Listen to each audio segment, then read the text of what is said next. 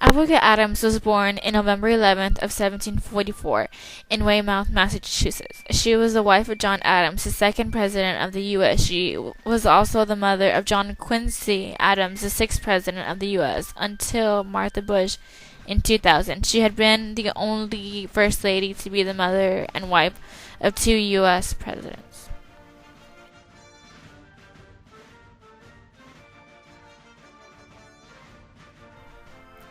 Growing up, young Abigail was an unconventional girl. She did not play cards, sing, or dance like other girls her age.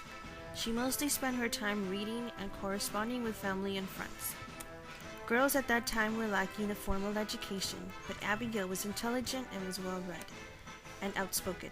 She often spent countless hours at her father's library, reading his books while he was away.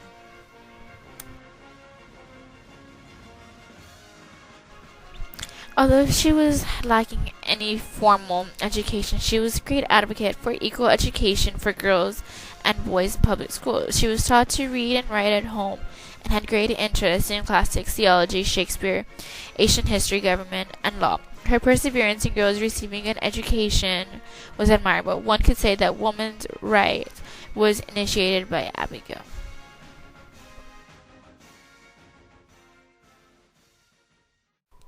Abigail married John Adams, a lawyer, on October 25th of 1764 at the age of 19. They had 5 children, one of whom was to be the 6th President of the United States. She saw her husband struggle to balance his law practice and political activity. With his election to the First Continental Congress in 1774 in Philadelphia, she urged her husband to go. Quote, "You cannot be, nor do I wish to see you an inactive spectator."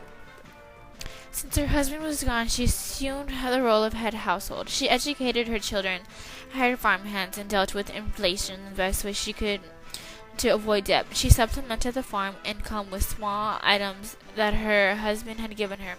She also bought land under her husband's name in Braintree, Vermont, due to it being illegal for women to purchase land. She called them her patriotic sacrifices. Abigail was John's unofficial advisor. He very often consulted with her in regards to his decisions. She was blunt and to the point about her opinions, and her husband appreciated that honesty from her. So it's no surprise that when John left to Philadelphia, he longed for her correspondence and advice. During the Revolution, she began writing to her husband diligently and without fail, giving him great comfort while she was under great stress. Smallpox was at the time running rapid. Abigail tried to do her best to protect her children from the disease. She gave her best efforts to keep her home as sterile as possible. This was a very difficult time for her. Due to her husband being away, she was left to her own devices. She would not let this discourage her and never complained to her husband or even ask him to come home.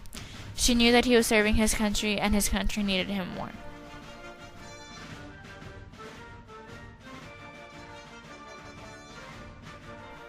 When John Adams got elected president in 1797, Abigail made a great impression on the public and press. She became a spokesperson for women's rights. She believed that women should not be content themselves with the role that society had placed upon them. She encouraged women to educate themselves and be recognized for their intellectual capabilities and their influence over their husbands' and children's lives.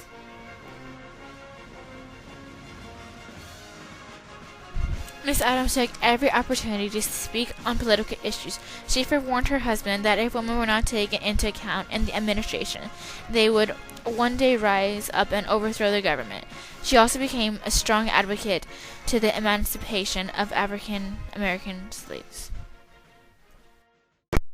As French revolutionary influence on the United States, she urged her husband to declare war with France. She was unsuccessful as John wanted a peaceful solution.